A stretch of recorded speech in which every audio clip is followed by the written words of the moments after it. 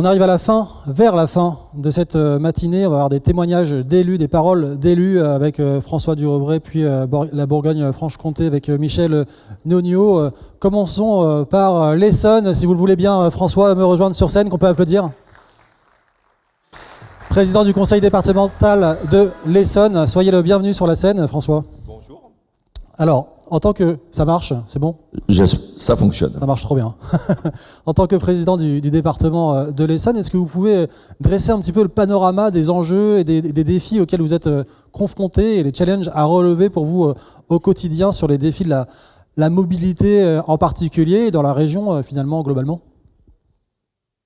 Alors, après la crise, je ne vais pas dire qu'on est sur un champ de ruines, mais évidemment, on doit se reposer toutes les questions parce que le monde a changé, hein, très clairement. On était, et je pense d'ailleurs que sur le long terme, on est sur des dynamiques de mobilité qui sont extrêmement fortes, particulièrement en Île-de-France, mais des mobilités qui vont sans doute être assez différentes. Parce qu'on voit d'abord qu'il y a un rapport à la résidence qui est en train d'évoluer. On n'est plus sur le phénomène résidence principale, résidence secondaire, mais un peu sur la résidence partagée. Comme il y a la garde partagée, maintenant il y a une double résidence, donc avec sans doute des mouvements qui sont moins fréquents, mais plus longs. Et puis au sein de la région Île-de-France, des mouvements qu'on sentait déjà auparavant, qui s'accélèrent, avec une dynamique propre à la Grande Couronne. Vous savez que la Grande Couronne, c'est 90% du territoire de l'Île-de-France et 46% de la population, mais que c'est la Grande Couronne qui, dans les années qui viennent, qui va accueillir le maximum d'habitants, enfin le plus d'habitants, et qui va voir croître sa population sans que dans le même temps, il y ait la même croissance en termes de développement économique. Vous savez qu'aujourd'hui, les emplois, 70% des emplois en Île-de-France sont situés sur 6% du territoire, et pourtant les prévisions montrent que l'écart va encore se creuser entre la zone la plus dense et la Grande Couronne, donc des besoins de mobilité qui, à mon sens, vont s'accroître dans les années qui viennent. Donc pas un risque, mais démographiquement, clairement, un engorgement possible auquel il faudra s'adapter ? Oui, alors encore une fois, c'est compliqué de donner des perspectives sur le long terme alors qu'on est, la matière est en fusion en ce moment. Mais on se rend bien compte que nos concitoyens sont en train de réorganiser leur vie et qu'il va y avoir des mouvements qui seront beaucoup plus vastes avec des besoins qui vont considérablement évoluer entre les transports en commun d'ailleurs et un autre sujet qui me tient à cœur, qui est celui de la route. Alors, justement, cette politique de mobilité, elle s'envisage sur le long terme. Hein, je vous apprends rien. 2030, 2040, comment vous la voyez évoluer, cette mobilité, cette nouvelle mobilité ? Vous avez déjà commencé un peu à en parler sur aujourd'hui, mais l'après, comment on va le penser dès aujourd'hui ? Avec quelle boussole ? Pas évident là non plus, hein, parce que lorsqu'on parle d'infrastructures de mobilité, on parle de milliards et d'infrastructures qui ont des durées de vie de 50, de 100 ans, alors que nos concitoyens zappent de façon extrêmement rapide.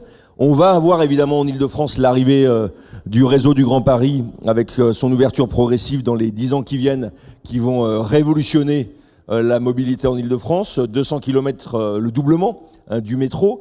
Mais là aussi, le métro du Grand Paris, c'est 10% du territoire francilien qui est concerné, 50%, un peu plus de 50% de la population. Et donc l'enjeu, ça va être de raccorder des populations qui sont à l'extérieur et qui sont plutôt en Grande Couronne sur ce réseau du Grand Paris et de le faire sans doute de façon différente. Pourquoi ? D'abord parce que l'argent public est rare aujourd'hui, qu'on n'a pas toujours la capacité et même d'ailleurs l'intérêt à développer des réseaux de transport de mass transit. On a des réseaux qui existent déjà de RER qu'il faut rénover, mais je ne pense pas qu'on ait la capacité en Île-de-France comme ailleurs de créer des réseaux supplémentaires et de mobiliser des milliards sur des sujets de cette nature. Il faut qu'on fasse preuve de davantage de souplesse. Je considère pour ma part qu'on a la chance en Île-de-France comme dans le reste du pays d'avoir un réseau routier qui est existant, qui aujourd'hui a des capacités, qui a la capacité, enfin plusieurs capacités d'ailleurs, hein, celle de s'ouvrir à l'électromobilité et donc de devenir propre. Et ça va être la grande révolution des années qui viennent et une révolution positive. La capacité d'introduire de la technologie du numérique et donc d'améliorer le confort, le service des usagers de la route. Et puis sans doute de massifier cet usage. J'ai tendance à dire que les routes sont pleines de vide. C'est vrai qu'on va pouvoir, dans les années qui viennent, mettre beaucoup plus de monde sur la route dans les mêmes réseaux. Et là, pour moi, c'est un enjeu fondamental parce qu'encore une fois, le réseau existe. Donc il y a un coût public qui est limité, il y a une capacité à agir qui est beaucoup plus rapide parce qu'on peut mettre en place des systèmes, et je milite notamment, j'ai été l'auteur avec d'autres élus d'un rapport sur la mobilité en grande couronne, je milite notamment pour qu'on crée des lignes de bus express le long des voies nationales ou des grosses départementales pour raccorder au réseau ferré francilien.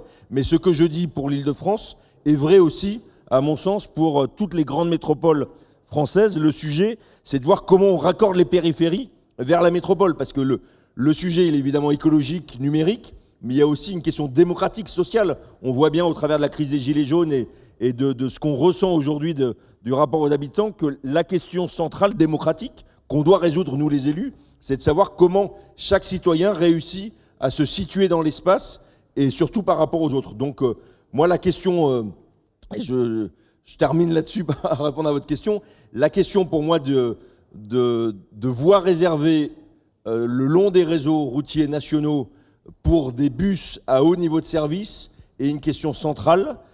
J'essaie de la porter. J'espère que les prochains contrats de projet qui doivent être négociés dans l'année qui vient permettront de mettre le sujet sur la table, et non seulement de le mettre, mais de commencer à imaginer des premiers tronçons, parce que sinon on va avoir un vrai problème démocratique, écologique, d'engorgement de nos métropoles qui risque de s'accroître dans les années qui viennent. Merci pour tout ce détail et cette activité effectivement du département. Alors là où on peut s'interroger, c'est que vous n'êtes pas une AOM au sens de l'autorité organisatrice des mobilités. Alors quel rôle vous jouez? J'ai l'impression qu'il est très actif, mais voilà, au niveau du département, comment on peut se positionner vers une mobilité, une véritable transformation, vous l'avez dit, de la mobilité durable en tant que département? Alors, il y a sans doute une situation différente. Je vois Michel qui va intervenir après moi, qui est vice-président de la région Bourgogne-Franche-Comté. Une situation différente en Île-de-France, sans doute de celle des autres régions. D'abord parce que les départements ne sont certes pas AOM, mais on est membre en Île-de-France de l'AOM, c'est-à-dire Île-de-France Mobilité.